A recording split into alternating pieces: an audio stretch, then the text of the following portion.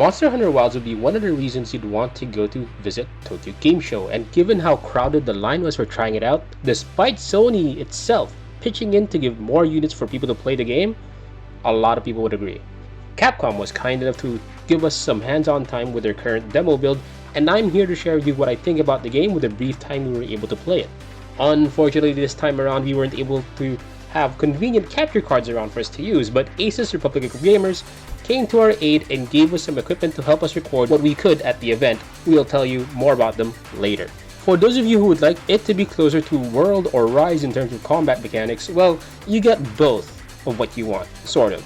The one word I would immediately use to describe how the controls and mechanics work is responsive, where the monsters are quite capable of moving about and keep you guessing on what their next move is, while you do have the control scheme and moveset that is capable of keeping up with it.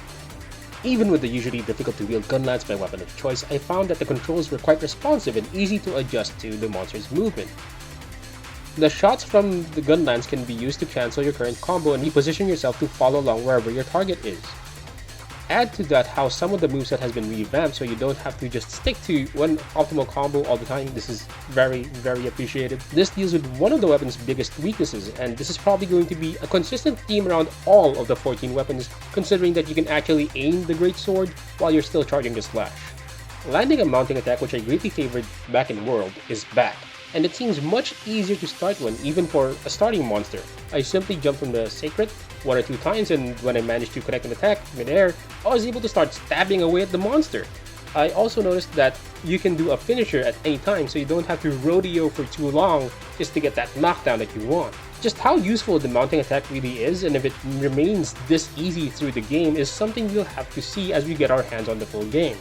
That aside, I felt very much at home with how to start and finish a mount, and I will definitely be using it as a regular part of my hunting arsenal. Calling for allies is just as simple as it has ever been. With a simple combination of presses and the confirmation for the call, you'll quickly put out an SOS flare, and this time around you don't have to be online. Monster Hunter Wilds picks up the AI allies from Rise and gives you a balanced party of hunters to share the aggro with. This makes it far less daunting to learn how to fight your current challenge when you're not confident to take it on alone quite yet. The Sacred provides a lot of utility, very much like the Palamute of Rise. You can drink potions while you're on it, you can sharpen, all these things, you can manage your inventory, but only much more reliable when it comes to rescuing you out of danger. With one press of the button, you're quickly dragged away from the fight. It gives you the chance to recollect and recuperate, or even rethink the strategy of how you want to fight your enemy. It's almost like the Wirebug escape became a built-in function with your new rideable companion. Now, whether or not this holds true for the entire game, we'll just have to see. But so far, this is like a get-out-of-jail card for me. Exploration and environment are pretty much built in, with a few differences in how the slinger works and how you interact with the traps. Well, the way they're laid out is very telling of their intended use. A hanging rock can be dropped, a wall can be crashed into, and a sinkhole can be triggered if you know what to do. If you don't, it's likely that your AI allies will, so you can watch and learn if ever. Fast travel on the main camp is simple enough, and reading the map with its navigational aids and the entire thing being in 3D is very much a welcome help. Starting and assigning quests can now be done on the fly, even from just browsing the map, suggesting that those who want to look for marks to take down can do it seamlessly, possibly never having to go through a loading screen.